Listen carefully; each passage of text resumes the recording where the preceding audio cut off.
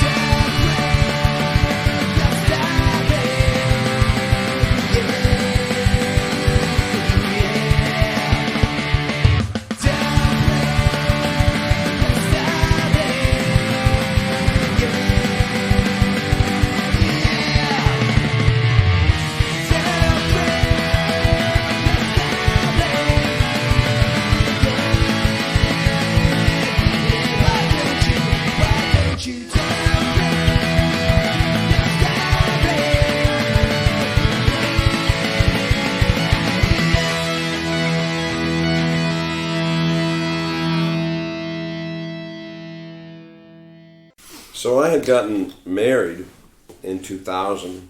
Actually, I had the ceremony, hadn't had the license yet. We went on my ex-wife is French, so we went for a month in France. Just traveling around France, and she took me to her favorite places. Yeah. It was very cool.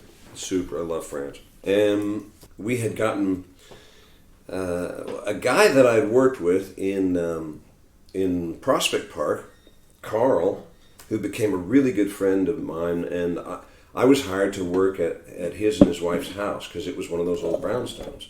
So I did a bunch of work for them, and then I lived close, so we just became like beer buddies or whatever, and he was good with his hands and carpenter and actually a dance instructor who, when I met him, had just spent 6 months in Beijing. Right. This is like in '88. Wow. And we became very good friends. She owned a magazine called the Old House Journal that was about renovating old houses and all that, and it was very successful. Mm. Between '88 and 2000, they had left and moved to Gloucester, Massachusetts, which is just north of Boston. And they bought this huge old rambling summer house on the ocean, which, I mean, I think my apartment here in China is like Swiss cheese, but this thing had the wind blowing through it. And over the years, they'd renovated into this beautiful, really fine house, right? And so I would go up there and visit them from time to time because it was just so lovely up there. And lobster and, air. And so we went up there to get married. So we had our ceremony there on their property overlooking Bass Rocks Beach, which is the Atlantic and all that. Yeah. So we had that lovely ceremony, and then we went to France and and got back in September. Okay. So immediately I get back, pretty much I have an attack of appendicitis. And so on 9/11, I was in the hospital for 3 weeks because they screwed up the appendectomy, and I had some major infections. So in the middle of that, 9/11 happened. So I'm home after the first week or 10 days I was in the hospital, because an appendix is the simplest operation you can probably have, and they messed it up. Screwed up. Well, my appendix ruptured. So if you ever want to know what it feels like to have a baby, it must feel like your appendix ruptured. Right. I had been home for 2 days before 9/11, And I had an abscess. In the morning of 9/11, I woke up and I was like, I don't feel so good. You know, I mean, I could walk around and all, but and I said, baby, why don't you stay home and take care of me because I don't feel so good. She's like, oh, you'll be all right. She was working at the United Nations. So I said, okay, I'll walk you down. And we lived in a pretty nice building on 85th Street that I had renovated for us. The doorman says, well, you know, some kind of little plane ran into the towers. And I'm like, whatever. I send her off, and I go back upstairs, and we're on the 11th floor, top floor of this building. Turn on the TV, and I'm like, oh, what the hell? What's going on? And I'm not feeling any better. Yeah. So I go up on the roof, and all this stuff transpires in a very short amount of time. Finally, I go up on the roof, and I'm looking down south. This is 85th Street, but it's not that far, you know, as the crows fly. And then there's this smoke and whatever, you know, coming up, and all the phone lines go down. And she had made it to work, and they thought that the UN would be the next place they'd strike, if whatever this was. Yes. And they closed all the subways, and there was no cell service. I couldn't call her. And so here I am, getting septic. And I'm like, well, what's going to happen today? What are you going to do? So I just hung at home. You know, I thought, okay, I can hang on. Nothing's going to happen immediately. And she walked from the UN back to our house, because everybody did. Yeah. I mean, everybody was walking north, right? Yeah, away from there. I don't know, 1:30 in the afternoon. She got back, and I'm like, you're taking me to the hospital. And so we go to Lenox Hill, where I eventually ended up spending more than a month in the hospital bed there from an appendicitis. Wow. And it's the afternoon of 9/11. So it'd be packed. So when I get there, I guess we got there about 3 because we couldn't get a cab, and I think there was some cell phone service, but I think we just hailed a cab. And everybody's pulling together, trying to help each other and all this, right? So I finally get to the hospital. There's nobody in the emergency room. There's one cop and one policeman that are all covered with stuff, sitting there. And why they were waiting, I don't know. And then they take me in, and there's 20 doctors, because they figure there's going to be all these casualties, right? Yeah. And there weren't any. And so that's the night I went back into the hospital. They put a thing down my throat and all this stuff, and then they had to drain this abscess, and I had a massive fever for a week, and my mother's calling me, "Are you okay?" And then nothing happened that night. No people came, you know. And around 10 o'clock at night, then this acrid smell of plastic and basically burned, we won't describe what, this cloud that is so intense that you can smell it inside the hospital, just moves its way up north. And my wife was also 8 months pregnant. Wow.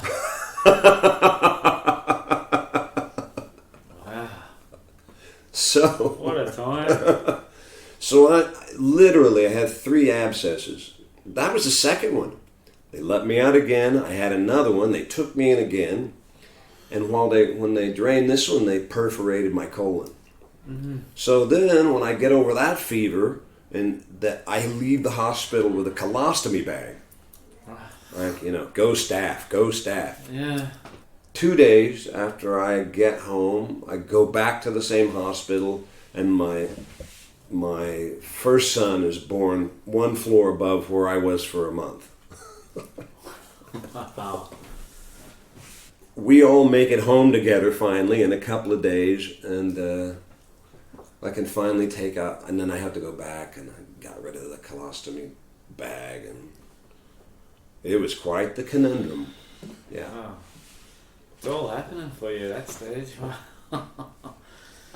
So, and then after I recovered, I met my friend Kev, and we bought a couple of cigars and took the train down to Ground Zero, and just he and I walked as close as they would allow you all the way around. But it was boarded off, and got a beer at one of the pubs, and it was quite the spectacle. Yeah, I remember going there in 2011, and it was the 10-year anniversary. And going from Sydney to New York, there was nobody on that flight because there was all. They thought that it was going to be like Fort Knox, like getting into New York. Like they had all the tributes, and the president was there, and it was empty. No one wanted to go on a flight into New York. So I was like, oh yeah, thank you very much. I'll just relax. Yeah, I had no problem. Like, obviously the security was really, really intense, but yeah. I mean, and just that happening destroyed so much business. Back to the music. Yeah. Like every boutique shop or small music venue or mom and pop that didn't have 6 months of resources to float themselves evaporated. They closed. I had a good friend, Savoya, lovely clothing designer guy. He's the guy I did the fashion show at New York with. Right. All his clients were Wall Street guys. Yeah, and he had to close his shop. Damn. So how long did it take for it to get back to normal swing of things? You said 6 months, was it? Well, not for the subways to run and what, they isolated the area and the town pretty much went back to normal, but it stunk forever. Yeah. A lot of the, people didn't come into New York for a long time. So it was basically all us local people in Manhattan. And it hurt severely economically, and it was just the psychic impact of it, Yeah, right. And I remember taking my kids back to preschool and whatever, that resumed pretty quickly. Yeah. But it took a long time for the city to get over the hangover. Right. So 2007, you said you stayed there till, but I'm also reading here that it said that you also lived in Geneva and France. So was that the next journey? That was the next stop. Right. So why did it change? Well, it seemed like you had a family and After 9/11, we decided to sell our apartment, and we were fortunate because we were on the top floor, and the neighbor that had bought the apartment next door bought our apartment to put the apartments together, and they did. And they had the 2 top floors and 1 down. They had a huge apartment after it was all put together. Super nice. And so we got a really good price on the apartment. And I've done some minor renovations, renovated the bathroom, and so we bought another apartment in the building.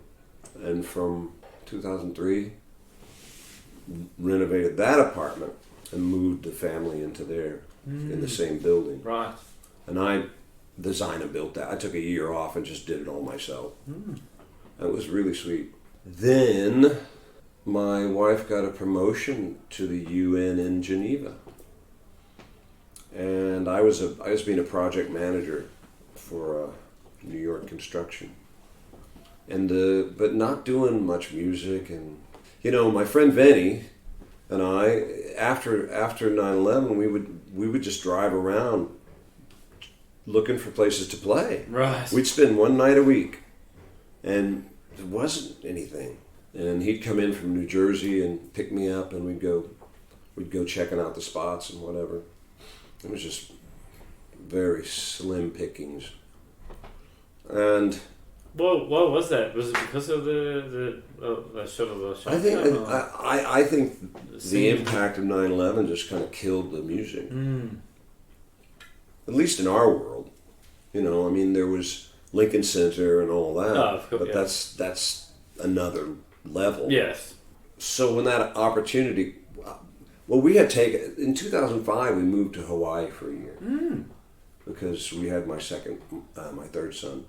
She got 6 months of leave.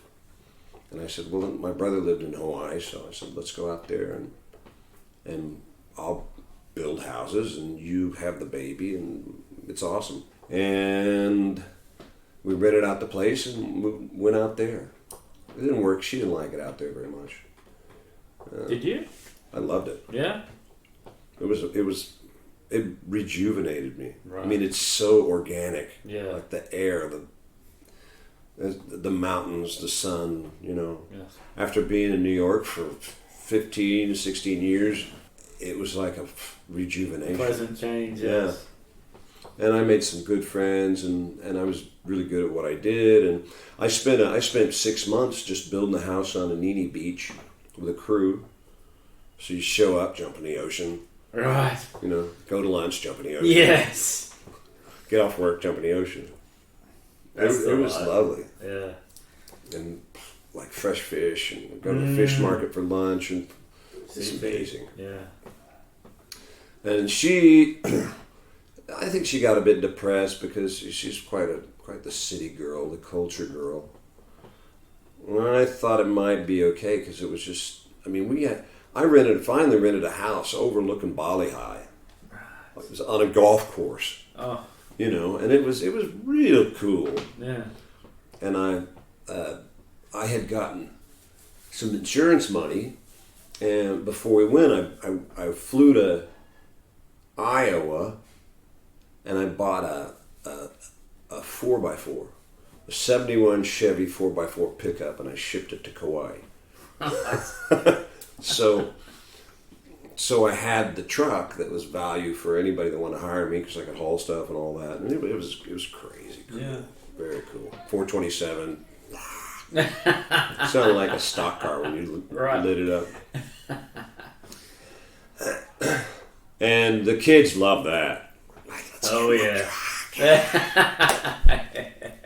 I just enjoyed the hell out of it. But about 6 months in, she said, well, I'm going to take the kids and go to France, and you wrap it up here and we'll meet in New York.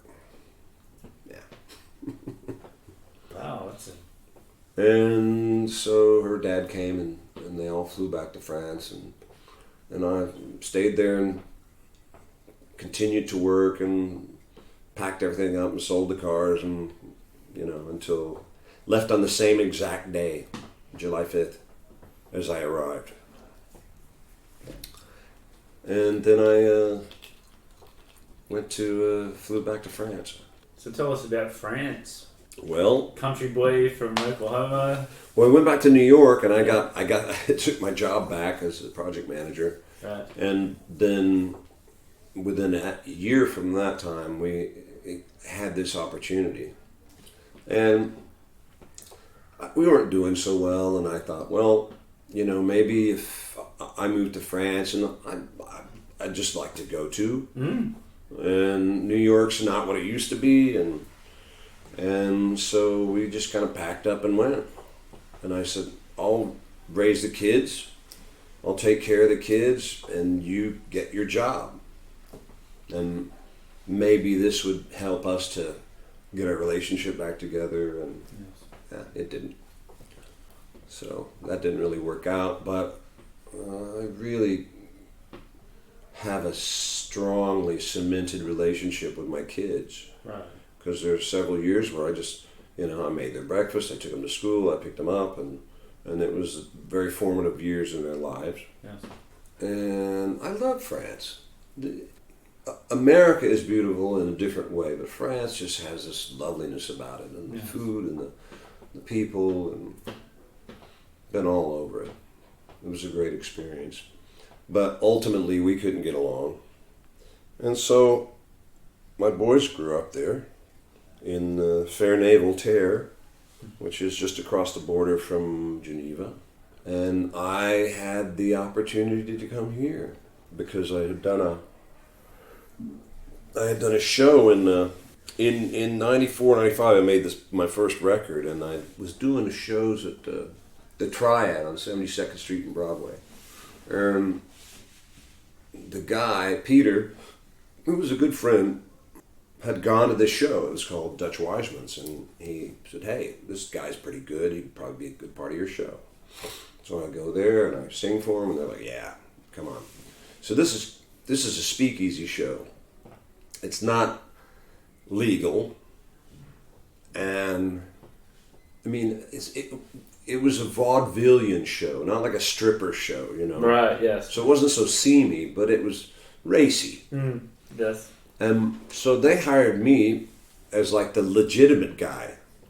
So I put on the tux, and then after all this zany craziness, clowns and, you know, whatever, girls doing their acts, I would come out and sing a couple of standards, you know. Yes. And it was a nice juxtaposition. And so we did that first in 94, and we did that same show. We did 5 or 6 of them from then until I left. That guy, Norman Gosney, called me when I was living in France, 2008 or something. Said, "Hey, I'm in Shanghai. I'm gonna do a club here. You should come visit." Right. And I loved it. Yeah. You know, it was just going off. What New York used to be, you know, maybe 20, 30 years ago. And So that's how I came to Shanghai. So when he asked you, was there Shanghai? You know, not on the top list of places to go, or Never thought about it. Yeah. I always wanted to go to Australia, right? you know, or a lot of other places, but Yes. China, I was like, Yes. I don't know. Yes. I just thought, wow, this is here. And they had been here for a year or so. Right. And so they'd already like cemented some really nice relationships, and they just showed me the town. I mean, we went to, you know, a Gucci fashion show to start, you know, and some big champagne party at Shintandy where I'd never seen so much champagne in one room in my life. And that was just the first 2 days. Yeah, right. Rock and roll. Here we go. And so he's like, "I'm going to build this club," and they showed me the building. There was Chinatown. It's called Chinatown. So he took me to the site. The site is now the Pearl. Right. But back then it was chained up, and the door was chained, and it wasn't chained very tight, and I was skinny then. So I opened it up and I shimmied through between the doors and walked inside. So, and it was dark. It was just pitch black. Yeah. And all you could see is the medallion in the foyer and the piece of the stairs, and then it was just total darkness, and you didn't want to walk in there. Yeah. I was like, whoa. So I was the first one in the building, even before them. And when I returned in 2009, it was all just done.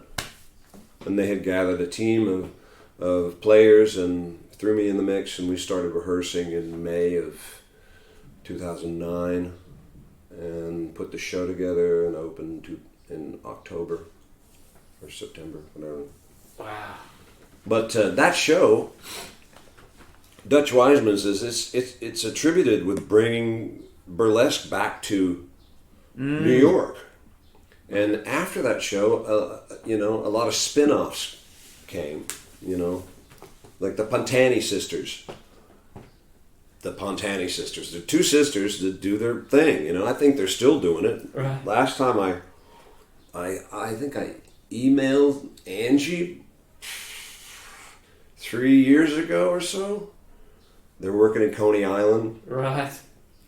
And but the show's evolved or devolved into, you know, like you got the Slipper Room. I don't know what else is there now, but I think the Slipper Room's still there. But the shows seem to get raunchier and less classy, you know, and wasn't interested in that. Yeah. Anyway, that's how I came to Shanghai. Shanghai. Wow, because they had it all going. All the media, international media, it flew really high for almost a year. Because 2009, like, it's grown so much since 2009, right? Like, I only come here a couple of years ago, but I was told from 2009 to now, the city's just, population-wise, entertainment-wise. I'm not sure. I mean, things have become more conservative, but more legitimate. Back to the seamy side. Yeah. And there are things that we would do at the Pearl 8 years ago that we won't do now. Yeah. And that's not a bad thing. It's basically that the government just started requiring what other governments do instead of it just being the wild, wild west, Yes. It was, pretty hit and miss back in the days.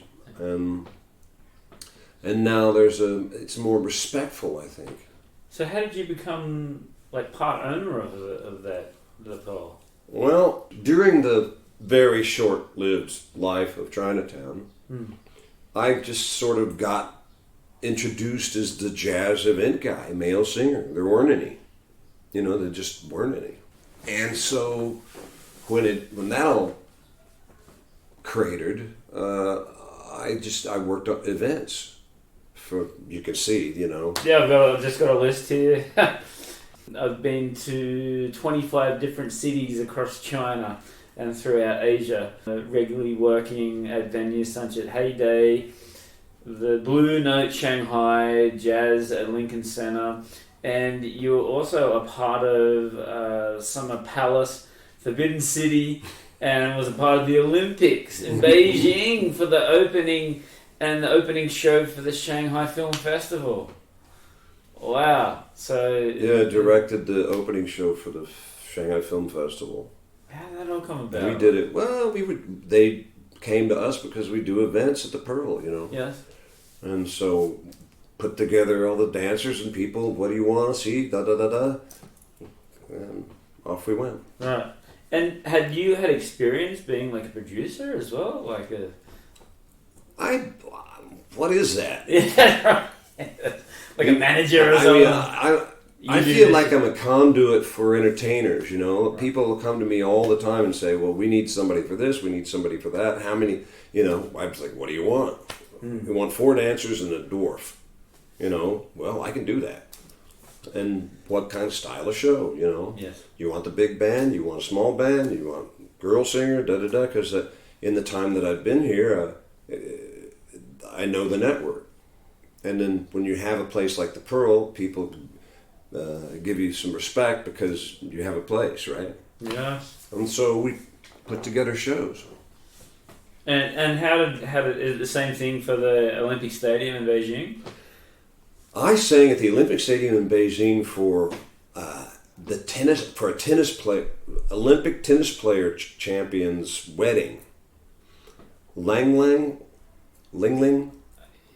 Yeah, but he evidently fell on hard times or had some sort of political problem. Right. But that's how I got into the Olympic Stadium. And they did this huge production because it was right off the Olympics, right? Mm. And so we were the band. It's amazing. Yeah. I hope, there's scuttlebutt that I maybe have a spot at the upcoming Olympics. Wow. And that would be really cool. Mm. Anyway, so what happened with the Pearl? So you have this venue that's all built out and just been sealed up for 2 years, you know? And so once it was only open, literally only open for a year and a half. And, we've been open for almost 8.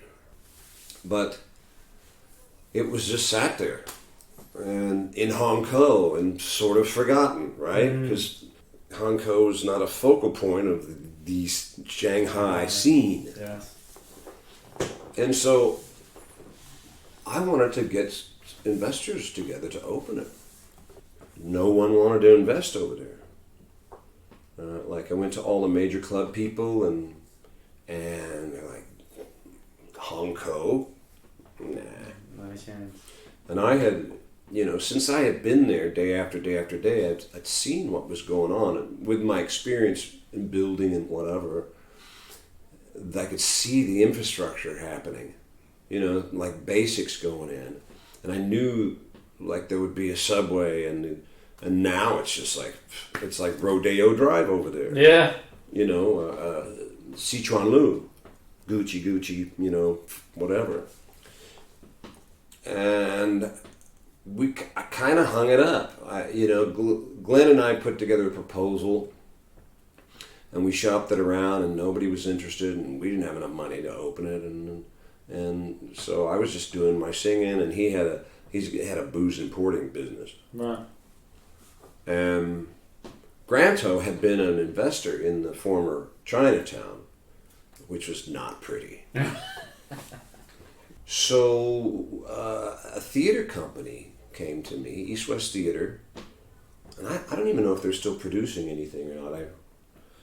I ran into them a couple of days back.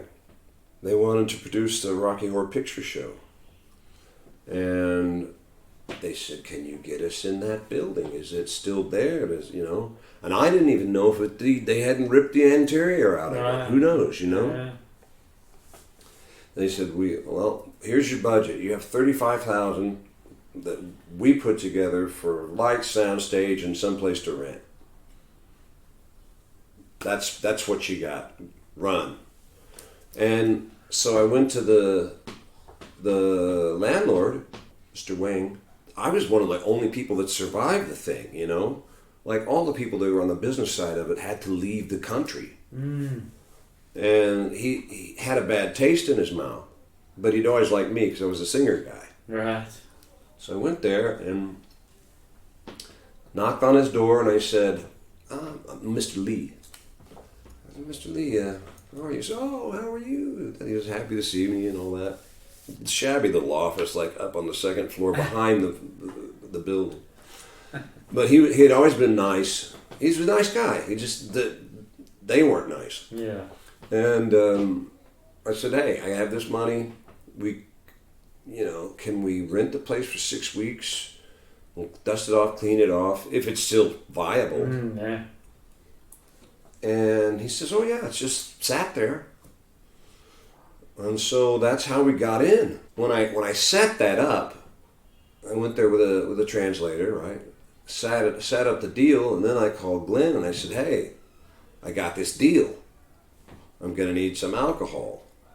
And he said, "Do you want my help?" I said, "Yes." So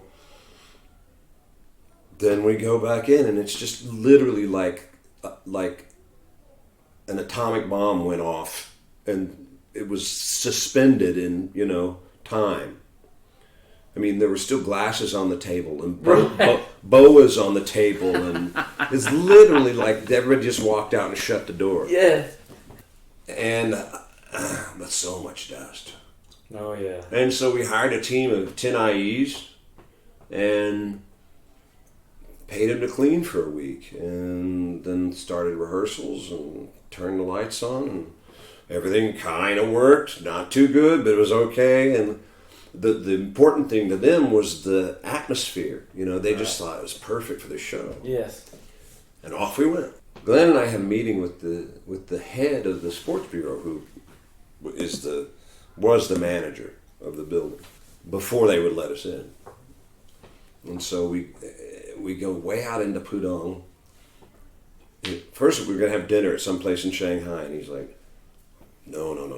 We can't meet in a bar. Let's go to, I'll give you an address in Pudong, yada yada. So I get in a cab, have no idea where I'm going. Speak absolutely no Chinese except Ijizo. And an hour from my place, way out beyond the lights of Pudong, I'm just like, where the hell am I going? So the taxi, I'm surprised the taxi even knew where he was going. Right. Taxi pulls into this, basically a used car lot, a place with garages along one side, a bunch of cars parked. Mm. I'm like, oh, yeah, I'm going to die, or this is going to be awesome, one or the other. And then he continues to drive through the parking lot. And at the end is this little, like, faint glow of light, and there's this big wooden Chinese arch. And then the guy's like, dollar. And I'm like, okay, I'm going to get out. And I just walked followed the light, right? Because I had no directions. Yeah. And it was a little restaurant with a beautiful little pond and a great wine room. And this was the brother of the chief. We just basically sat down and said, we want to use this building. This is what we want to do. This is what it was before. Glenn came up with the best line, though, which is the most important thing is not us, but the building. Right. And I got to give him credit for that. So then we started, and we had no marketing budget. We had spit and chewing gum, baling wire and duct tape. Right. And that's 8 years ago in October. Right. And the show was great. Anyway, so the chief's like, yeah, sounds good. And I had, Yaya. He was a manager at the Shanghai concert hall, and we had worked together. And he had been with the police department in Hong Kong, and he's the one who can help connect the political side of it, right? But basically introduced me to who you need to know. Right. And when we came along, we wanted the police to know exactly who we are, what we're going to do, and who we need to know, right? And he connected that. That was nice. And so we start to build our little house of cards with the network of myself and Glenn and then Granto. And I think that's why the Pearl is so successful, because our foundation's really organic. It's just, it's out of love, it's a labor of love. And I think when people come into the Pearl, they really feel that. You definitely can. And it's not something you can buy with a marketing budget. And so in retrospect, pain and gnashing of teeth that we've gone through may be an advantage ultimately. Yes. Then the chief came down to see the show. We didn't know he was coming. Right. And back then it was just Glenn and me. And I'm like, uh-oh. Because we had spoken to the guy. He not only came to see the show, he brought his family. Right. And we're like, this could go really bad. Yeah. Or it could be awesome, because the show was about, transvestites. And I mean, it's a great show. And actually, in retrospect, it's a pretty innocent show, but... And he loved it, and his family loved it. And they came back 3 more times before the show was over. And so that really cemented our position for the moment. Yes. But Glenn or I'd never been down that road before, It was just sort of a miracle, magical thing. And so, so we rehearsed the show, and then Glenn had booze. We didn't have to pay for the booze. Right. We just put it up on the bar, and whatever we didn't sell, we sent back. Yeah. And so that's how it worked. We didn't have to have 100,000 RMB to do it. Yeah. But then we got another show, and other people said, hey, well, this place is open. And off we went, crawling. And that's the Pearl. And look where it is now. Look where it's come from. Like we said right at the start of the podcast, you've got Queen, you've got burlesque, you got all these different styles of music and entertainment and house band, Pink Floyd tonight. Yeah, big band on the August 15th. I wanted to talk to you here as well. It says here Frank was christened the Shanghai Sinatra by his friend Yu Sai Khan. Oh, Yu Sai. Tell us about that. Yu Sai is owner of Miss... a legend. Yeah. Owner of Miss Universe China.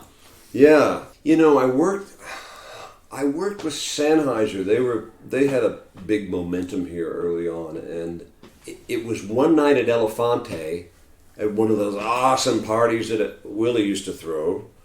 And Mark, the head of Sennheiser, who was a good friend, not here, he's in Indonesia now, called her up because he'd been working with her on something. maybe it was Miss Universe or whatever. She does so much stuff you can't keep up with it. Right. It was me and Greg Smith and her and Mark and his wife, and we had a table in the back, and we were just drinking wine and having, the Iberico and all the great food there, and that's where I met her, if I recall correctly, and then we connected. She's super super cool, and she invited me to do a meditation seminar at the Miss Universe training thing. Right. And then I think I did she referred me to John, who I did his wedding 6 years ago, and then we would just bump into each other as I grew in Shanghai. Yes. And went to more elaborate parties and what I would bump into her from time to time. I sang. She hired me to sing at her house a couple of times because she has a beautiful grand piano. And wow. She's like, "Yeah, you're the Shanghai Sinatra." Okay, I'll take that. I'm going to quote that. But her story is that she may still hold the title as the most watched woman on television in history. Wow. Like the largest volume of people, And before Oprah had a show, she had a show like Oprah, but in China. Right. And she built a makeup, I think she worked with Lancome, and basically created makeup for Chinese women, and the right colors for their skin tones and all this stuff, and then sold it for $1 gazillion besides the $1 gazillion she already had. And she hangs out with Quincy Jones and David Letterman and God knows anybody she wants to, and just a lovely gal. She's in New York now. She got stuck in Hawaii for COVID, so she stayed there for a year. Oh, and then, such a tough spot to stay there. And then I think about a month ago or 2 months ago, she's got a really beautiful place in New York, Manhattan. Right. And I should write her again. Yeah. Definitely. For you personally, like with your singing, like you start off at the Pearl, but then it says 25 different cities in China. So word must have spread very, very quickly, with your performance. Well, I keep finding out that a lot more people know who I am than I know. Right. No, I know you know. I know you know. Like this guy, I don't have any clue who this guy was. He's a super nice guy. Came to one of my shows the other night, and I have this meme of me like jamming that a friend of mine made at the Waldorf when I was singing at the Waldorf, and it's very simple. But he's like, it's gone viral. He's like, anytime there's a classy event in town, it's got that. It's got your meme. Right. And I'm like, I've sent it to my friends and whatever, but evidently it's gone pretty viral. The tour, the 25 cities was a tour. It was the first tour I did when I was here for Chivas. When in the boom time of Chinatown, I made friends with Jason Bridge, who ultimately is one of my best friends now. Wow. Super nice guy from the UK, and he runs an event production company called Shine. And after the collapse of Chinatown, he put me on tour for Chivas.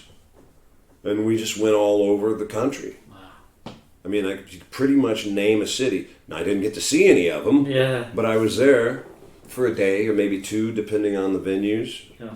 So, from one end to the other. Any second tier city, we call them first, second, third tier. Right. Third tier city only has 10 million people in it, right? Yeah. And there was a girl singer and me. she did the pop stuff and I did the big band stuff.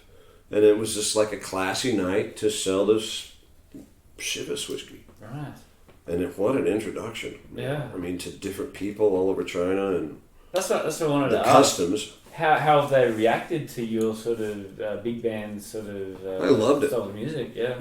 Most of the ones that would be involved with what would you call them? Not KTVs. They're these huge bars that they do these massive parties in. And while I would have to say their technical acuity was pretty rough, like sound and whatever, they were, for the most part, super receptive and very nice and very friendly and generous, and they were so thankful that they just wanted to drink with you all night. Yeah. And then that's where I got my drinking training. It's like, I realize I can't drink that much whiskey. Right. So we're going to put tea in this bottle. And maybe at the end of the night, before I go out the door, I'll have a couple of real ones. And Boyana and me. And it's the same with her. Everybody's like, oh, come drink with us, drink with us. Shot, shots. Jeez. Oh, that rice wine is... Well, I would not do that. If you put that with Chivas, you'll just blow up. It would. That's rough. I remember one night, gosh, I don't know what town it was, south. And I woke up literally leaning against the door of the club and was awakened by the blazing sun on my face.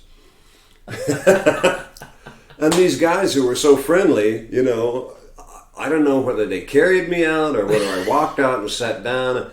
And I was like, I just had to eat I got ni hao. And I'm trying to get a cab, and it's just a little town. There's not that much taxi traffic, and I'm sure I always made a habit to take the hotel card because it was the saving grace on many occasions. And I guess maybe I couldn't find the hotel card or what. Anyway, and I'm still wearing the tuxedo. So I'm digging around in the pockets of my tuxedo, finally find the card, and now there are taxis, and it's, 7:30 in the morning, and I make it back to the hotel in time to get the plane to the next stop. And that's typical. I mean, it's not, that's an excessive, occurrence, but that sort of mentality is just how it went for a year. Oh, yeah. Rock and roll. It is. It's rock and roll, man. In a place where nobody's ever rock and rolled. That's right. Exactly. That's why I asked the question how they responded to it, because I get some Chinese people to come on and they said the music was very, very limited. Like they didn't listen to sort of any music. So having the Pearl here and having the Queen show, for an example, they think it's a new band, some of them. And to see them perform like this, they love it. Oh, yeah. It's an instructional process. And it's only in the last 2 years, just a year before COVID-ish, that we've really gotten traction with the Chinese marketing. And they've begun to know what we have. Yes. And this is why we finally caught on fire. And you're right, but I mean, okay, this is funny because the tributes we do, they have to have a certain amount of awareness to begin with, and we sometimes we just take a chance.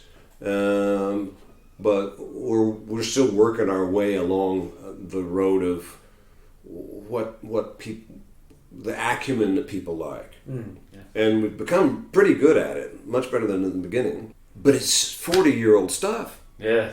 I'm over 40, by the way. Grant's younger than me. And he's like, people don't even. You think they don't remember what we're doing? The stuff you want to do, nobody knows. They don't. They know what the big band is. Yes. But when you go back past 1980, it's just not what Led Zeppelin, and actually we're doing some Led Zeppelin and Pink Floyd, but they're just massive groups. Yeah. There's so much music out there, so we have to meter which shows we do and the awareness. Mm-hmm. I think now we're almost at the point where it's more about people knowing that every show they're going to see is great. Yes. Instead of we have to get the perfect show to make them come in. Mm-hmm. But we're still trying to be very aware of what's appropriate, what's not. And I don't mean I just mean it's learning the cultural acuity. Yes. The cultural appreciation. And it's very different than anything else. Oh, of course. When you walk in there, it's like you're just stepping back in time. It's just like, for the first time, wow, like, just, you want to... I got the tour, and, Grant's so passionate about, telling all the stories about, what happened before and what they were doing and all that. So, yeah, it's great. And I've had some friends that didn't even know that the Pearl was there. And then when they go there... they go, wow, when's the next show, Yeah, well, I guess part of that is due to not having a massive marketing budget to start with, but it's also part of the success. Mm-hmm. Like they explain, this sort of organic growing of it. But I'm still amazed, I have been in or working in that building for 13 years. And I'm like, how do you not know this place is here? Yeah. But there are 25 million people in this city. There's more people here than there's the whole of Australia. The entire east coast of America. That's right. Yeah. And when I went back once after being here, was in Oklahoma. And, it's like, that's, from here to Oklahoma is like stepping into a time warp. Yes. And a friend said, are there just people everywhere? And it's kind of sweet, but then you're like, no, it's just like a normal city. It operates like a normal city. Except now there's 3,000 kinds of craft beer. Yeah, that's true. I remember trying to find a beer when I first got here, like just a draft beer, and you're like, ching down a bottle. Yeah, right. Yeah.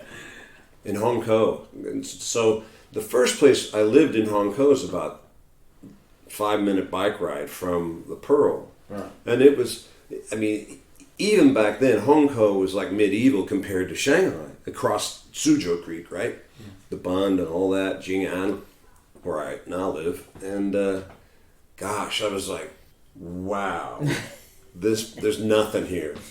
It's like, what are you guys thinking? Yeah. But then it all came around, and Hong Kong has invested more money in infrastructure and building than any other part of Shanghai, except maybe Pudong. That was the secret, and I think that's one of the major parts of how the Pearl succeeded. Yeah. And they're basically tearing down and renovating every building around the Pearl. Yes. And now there's malls and Starbucks and. Do you think that there's going to be some Taco Bell, for Christ's sake?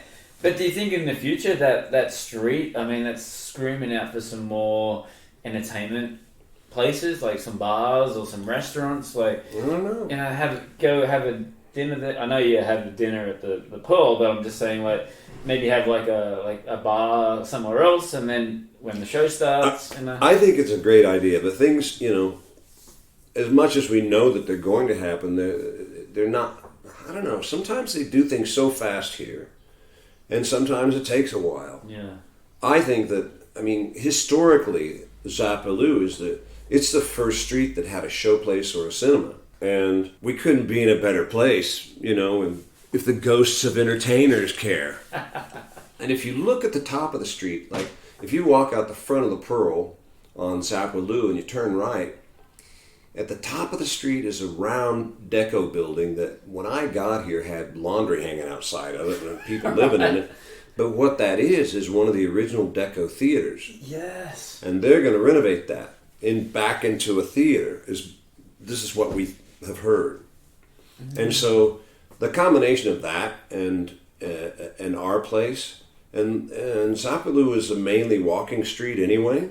Not a lot of traffic, but scooters and people that walk. And I think it's would be a great spot for more, a couple of little bars and whatever. But I also got told, like, with the Pearl, the design of the Pearl outside is like, you go in there and you sort of miss it when you walk in, but I was told, I said, go back across the road. Oh, and check it out. And then have a look at the lotus flower. Wow. It's amazing, yeah. isn't it?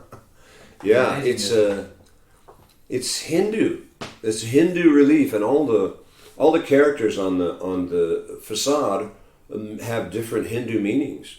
I mean, it's a Buddhist temple, It also has a sister temple in Tokyo that we finally got a picture of. It's huge. I mean, right. It's huge, like the Summer Palace huge, big. So we hope, because way back when we started, we proposed that they take the wires off the outside, because it's sat dilapidated for a long time. People just nail cables and internet and whatever hanging all over it, and it's slowly been cleaned up.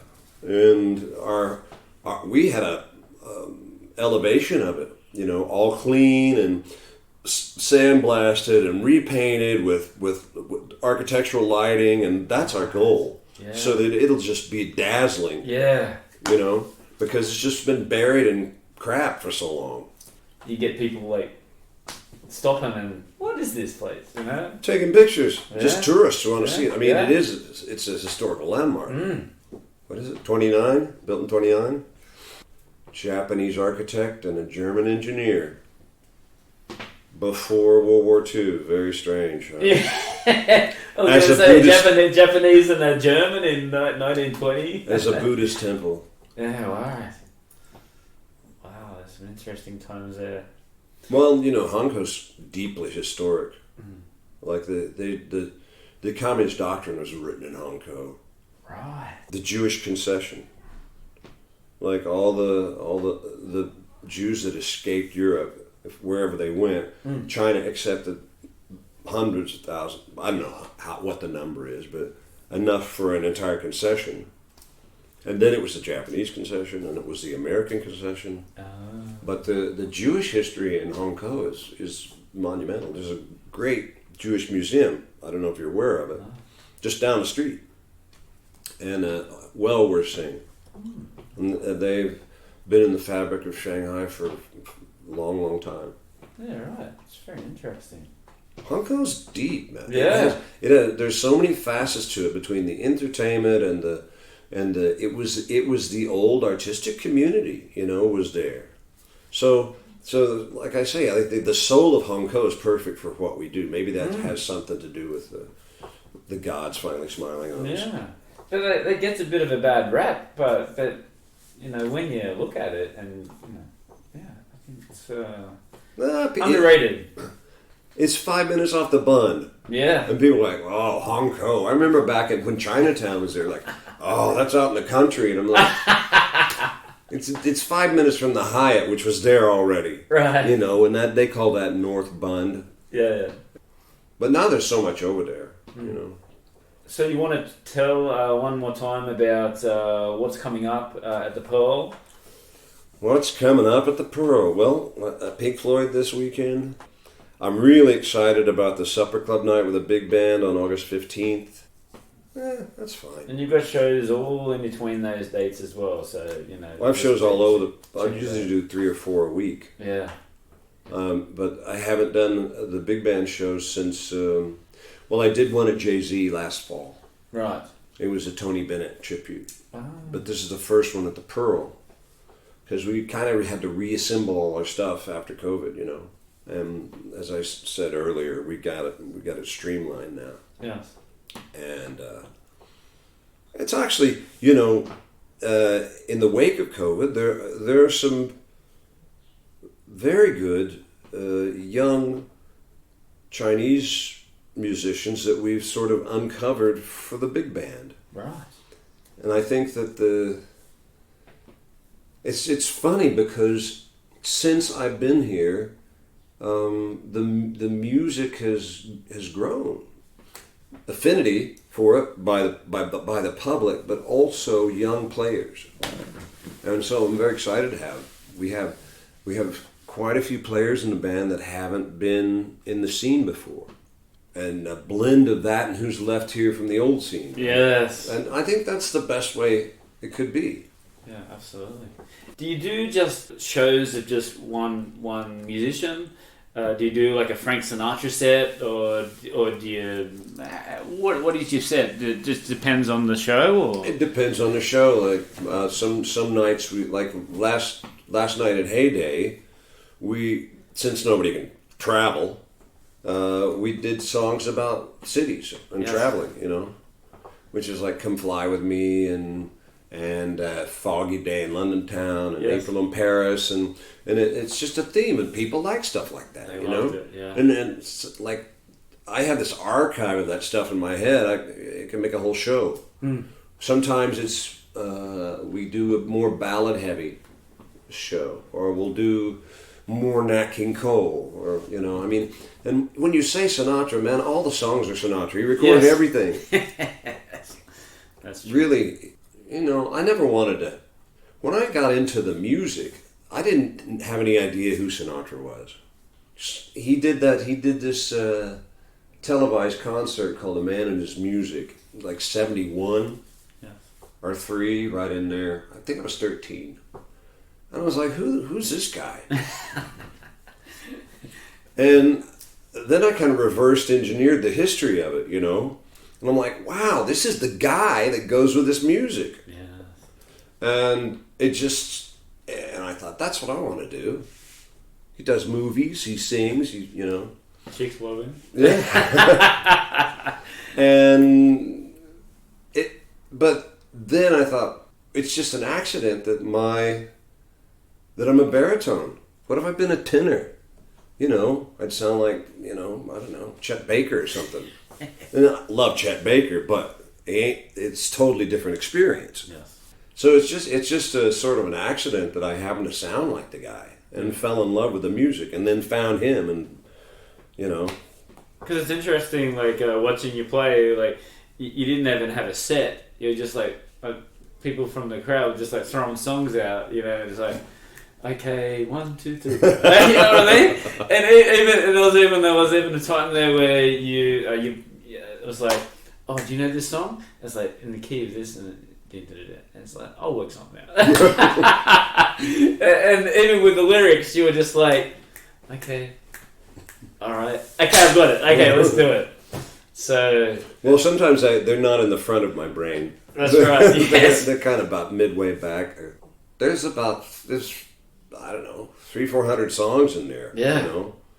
And then most That's of them, if I don't know the lyrics, I know the song and I have known the lyrics, So it helps us to keep the music fresh. Yes. And then we'll take the song, we'll throw it in the Friday show, because there's no request, really.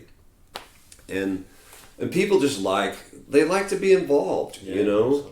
They like that it's not so formal. And you can just go, hey, Frank, how about this one? I'm like, no. Or Oleg will go, no, not that one. What was it? La La Land. No, we're not doing that. Not that I have any problem with that. I like the movie, but... Yeah, it was very, very cool, and like you said, the fans were right into it. Well, it was we haven't been mix as well, like of age groups. Oh, because there was not only just like the older, but there was a lot of young people there as well. Mostly young people. Yeah. People that aren't old enough to even have been exposed to this after the music was gone. Yeah. Because it's great stuff. That's right. And most people haven't just seen most people watch entertainment like a video. And so they've never seen someone entertain. Mm-hmm. And that's what that is. It's entertainment, because you reach out to the audience and you do things that aren't perfect. I'll forget a lyric because I haven't sung the song in 20 years. And they're like, oh, that's cool. Yeah. You can even remember. Yeah, the 300 songs. And that 300 songs reminds me also of the Red Stars as well. Like they're playing. They play so much music. 400 songs, you know, and they're continually just adding new songs into the set. They work so hard. They're so awesome. Yeah. And then, Alex he's got to be one of the top 10 live guitarists I've ever seen in my life. Yeah. And I've seen a lot of guitarists. Yeah. A lot of great rock and roll shows, and he's just very good. And the fact that they can hop between different styles of music. Adele to AC/DC. Yeah. Boom. Yeah.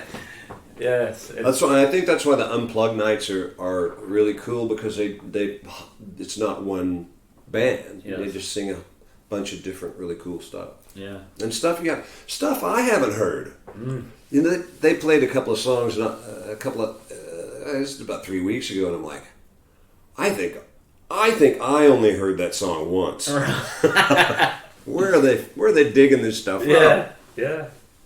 That's really cool. And in terms of your performances, what shows do you have coming up besides your regular stuff? Yeah. Well, the most exciting is the big band show. I'm at Heyday every Wednesday and Friday, and I do Lincoln Center a couple times a month, usually Saturday. What is it? August 21st and 28th. Okay. I'll be there September. Getting close to wrapping up. What does the future hold for Frank Bray? Travel, musically. I want to expand. Yes. I hope that after COVID, when things open up again, that I can take what I build here and expand it. People have started to know who I am, outside of Asia and China. Well, they do. I had a guy from New York in the club the other night, and he's like, yeah, they know about you in New York. Yeah. I was like, well, when they ask me back, I'll go. When they pay me, I'll go back. Yeah. But for now, we have a great life here, Yes. I just want to be able to get back to Europe and see my kids and see my friends. I think we're the luckiest people in the world. Oh, of course, yeah. And it's just random, And that is not a political persuasion. It's just the facts, ma'am. Yes.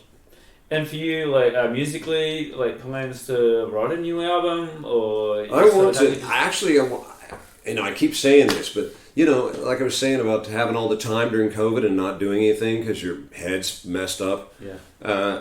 I want to do a couple of more albums, but. Lately, I've had the inclination to do a country album. Really? So there was a guy who's stuck here, Renee Walter, he's actually from St. Louis, and he's about my age, and he's been he toured with Bon Jovi. He has a huge multi-million-dollar management agency, yada yada. He's just quietly. He's going to be a future guest. We're trying to organize. We've been trying to organize it for 6 months. Well, he's organizing the entertainment for the Olympics. Yes, that's how. That's right. We're doing that thing. Yeah, that's why I'm catching. It's like, just get a Skype, get a video. Come on, just give me an hour of your time just to. So I really want to record some more. Yes. And I've been wanting to get back into some acting. Right. A little more like some film acting and what. Haven't really found the right conduit for that. Well, I don't know where I go from here. I mean, Shanghai's still a great town. It's become more legitimate. I think that's a good thing. Yeah. I think that there used to be a lot of bullshit artists here, and there's been a distillation. The new rules aren't any different than what any other country would ask. It's just that it was wild before. Yeah. And I'm down with that. In fact, I think it's better for business. And I think it's still a good town for an entrepreneur or an entertainer when that's available again. And is there it's a very rich town. I don't mean rich. I mean it's got fabric. It does. I totally I mean, I compare it to New York in that way because it's always been a cosmopolitan city. Yes. And I hope that it retains that part of itself. A good balance between the culture and the history, and as well as the modern. Yeah. And well, I mean, I there's never been an assimilation of tech and information like's happened here in the last 20 years in the history of the world. Yeah. And you have to say that's quite a challenge. Mm-hmm. And the people are still happy, and there's no fear here, and there are no guns. And that's the safest place in the world. And that in my book is quality of life. You know, every government in the world, and I'm not going to get into politics, but everybody has their bullshit. Yeah. I don't care how you get the bus down the road, just get it down the road. And this bus is pretty good. Yeah. You know. And it's funny because the longer you live outside, like I haven't lived in the States since 2007, and when you have, I'm writing a book, by the way. Come on. It's called Inside Out. I think that's it. I don't know, but it's sort of about my perspective from outside America, outside the West, and from inside China, because not many people have that perspective. And people need to have it, you know, because the rhetoric, the propaganda is just horrific. I'm preaching it on here all the time. So Frank, social media, where can people find you, you know, if they're not living in Shanghai? You can Google me. I'm on international, you know, internet. There's quite a bit of stuff out there. I have a website called frankbray.com, but I think currently it's down for renovation. I'm in the fledgling stages of sort of mastering Chinese media. Right. And getting, because I have so many photos and so many videos that are out there. I know this, Yeah. but I've always been kind of crap at assembling them. Mm-hmm. And so that's sort of something I want to do much more effectively for Chinese media and by that for Western media. Before I finish, I like to ask just like random questions, and you tell me like your top 4 or 5 favorite things. Is this like? And tell me. So first one, I want to like as of today, what's your top 3 or 4 favorite bands or artists? Red Stars. Red Stars. Well, you know, I've been Gato Barbieri play Europa. Right. You know, Santana's song. It's amazing. Yeah. And the theme from Last Tango in Paris. And Billie Holiday's, you know, one of her records. I mean, that's all old stuff. I like Gaga. I like her. I think she's very talented. I think she's positive. I think, you know. She writes her own music. And she's a pretty, hello. Yeah. And a pretty damn good actress. Mm-hmm. Yeah. Films. What are your top 4 favorite films? 3 or 4 favorite films? I really like Django. Yes. I like Tarantino's stuff. I just watched No Sudden Moves. That's a great. Last question, Frank. Who is your inspiration / hero? Sinatra has inspired me, but I don't think he deserves the term. and I have a good friend who's almost 85 now, Ron Elliott, who I met here who trained to be an astronaut and flew got shot down 3 times in Vietnam and flew for Delta and flew for the CIA, and if there's a hero, and he's a solid good person, right? Mm. And I always, when I send him a message, I always say, "How you doing, hero?" Because he's like the typical, was a doctor, was a crop duster when he was 16, lied about his age, and he's like the great American story. I think that's my hero. Yeah. Ron Elliott. Because and to this day, he's like, I should write a book about all this stuff. I mean, he told me some stories. And he's like, I can't write the book because there are people out there that I just can't hear the truth. You know? Yeah, they get offended too easy. But what a broad, wonderful character, you know. That's so cool. Yeah, and he's still out there, and he works out every day. And, Yeah. and he's got a ranch down in Florida, and he still flies, and he's got like a 28-year-old girlfriend. He trained for Apollo, for Christ's sake. Yeah. So I guess I'll make Ron Elliott my hero. Oh, awesome. All right, Frank. Thank you very much for your time. I think we could have talked for another 2 days. Oh yeah, sure.